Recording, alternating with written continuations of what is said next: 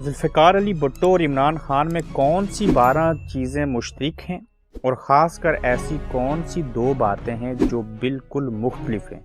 آج کے گورکھ دھندا میں دونوں رہنماؤں کا تقابلی جائزہ لیں گے۔ نمبر 1، ذوالفقار علی بھٹو پر کرپشن کا کوئی الزام نہیں تھا، عمران خان پر بھی کرپشن کا کوئی الزام نہیں ہے۔ نمبر 2، ذوالفقار علی بھٹو اپنے دور کے مقبول ترین لیڈر تھے، انہوں نے عوام کو سیاست کا حصہ بنایا، شعور دیا اور ان کی جنگ طاقتور طبقے کے خلاف تھی جبکہ عام آدمی کی آواز تھے۔ عمران خان بھی اس دور کے مقبول ترین لیڈر ہیں، انہوں نے بھی عوام کو سیاسی شعور دیا، یہی وجہ ہے کہ آج بڑی تعداد میں پاکستانی ان کے حامی ہیں۔ نمبر 3، ذوالفقار علی بھٹو کے خلاف تمام سیاسی جماعتیں ایک پیج پر تھی سوائے JUI ہزاروی گروپ کے، جبکہ عمران خان کے خلاف بھی تمام سیاسی جماعتیں باوجود آپس میں شدید اختلافات کے ایک پلیٹ فارم پر ہیں سوائے کاف لیگ کے۔ نمبر 4، ذوالفقار علی بھٹو کے ایمان پر سوالات اٹھائے گئے، یہاں تک کہ انہیں ایجنٹ قرار دیا گیا۔ عمران خان کے ساتھ بھی یہی معاملہ پیش آیا اور انہیں یہودی ایجنٹ بھی قرار دیا گیا۔ نمبر 5، بھٹو کی اہلیہ بیگم نصرت بھٹو اور بیٹی بینظیر بھٹو کے خلاف غیر اخلاقی مہم چلائی گئی اور یہی معاملہ عمران خان کی پہلی بیوی جمائمہ اور تیسری بیوی بشرا بی بی کے ساتھ بھی پیش آیا۔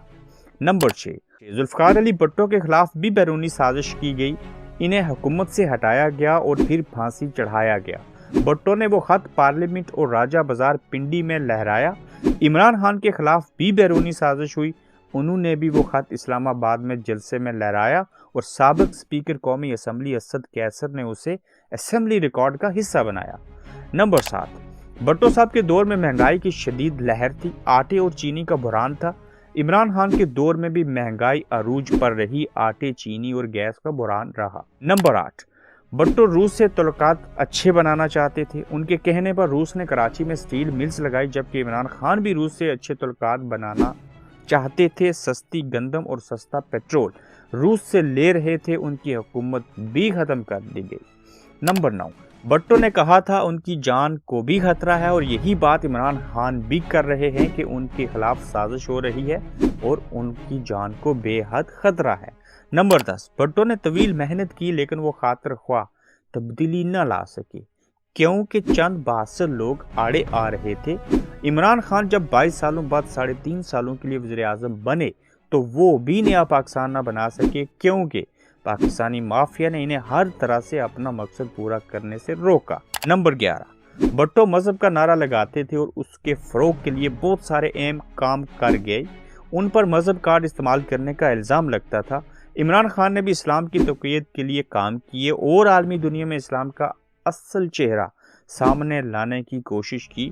امر بالمعروف کا نعرہ لگاتے ہیں، اسی لیے عمران خان پر بھی مذہبی کارڈ استعمال کرنے کا الزام لگا۔ نمبر 12، بھٹو اسلامی ممالک کا بلاک بنا رہے تھے، تیل کو اسلامی ممالک کے ہتھیار کے طور پر استعمال کرنے کا منصوبہ بنا رہے تھے۔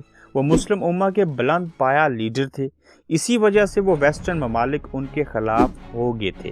عمران خان بھی اسلامی ممالک کو ایک صف میں لانا چاہتے ہیں اور یقیناً اسلامی دنیا کے بڑے لیڈر ہیں اور ان کے خلاف بھی مغربی ممالک ہر طرح کا پروپیگنڈا کر رہے ہیں۔ ذوالفقار علی بھٹو اور عمران خان دونوں نے اسلامی سربراہی کانفرنس کروائی، جس کے بعد ذوالفقار علی بھٹو کو اس کا خمیازہ بھگتنا پڑا اور عمران خان اب تک خمیازہ بھگت رہے ہیں۔ اب دیکھنا یہ ہے کہ عمران خان اور ذوالفقار علی بھٹو میں ایسی 2 کون سی باتیں ہیں جو کہ مشترک نہیں ہیں، ان میں مماثلت نہیں ہے۔ نمبر 1، ذوالفقار علی بھٹو دنیا سے چلے گئے اور عمران خان ابھی دنیا میں موجود ہیں۔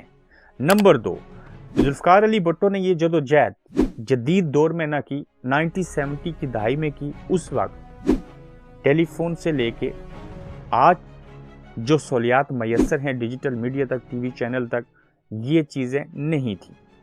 اس وقت اخبارات تھے، یہ چند PCO تھے جہاں سے کمیونیکیشن ہوا کرتی تھی، لیکن آج کے دور میں عوام کو جمع کرنا، ان کو میسج دینا 21ویں صدی کے اندر اور 70s کے دور میں زمین اور آسمان کا فرق ہے۔ یہ وہ دوسری چیز مشترک نہیں ہے ذوالفقار علی بھٹو اور عمران خان کے بارے میں کہ آج عوام میں جلدی اویئرنیس آ رہی ہے، جدید دور کے اندر ہیں، اور اس وقت عوام کو اپروچ کرنا مشکل تھا۔ اب دیکھنا یہ ہوگا کہ عمران خان بھی اپنے ارادوں میں کامیاب ہو سکیں گے یا ان کا حال بھی भुट्टो जैसा होगा।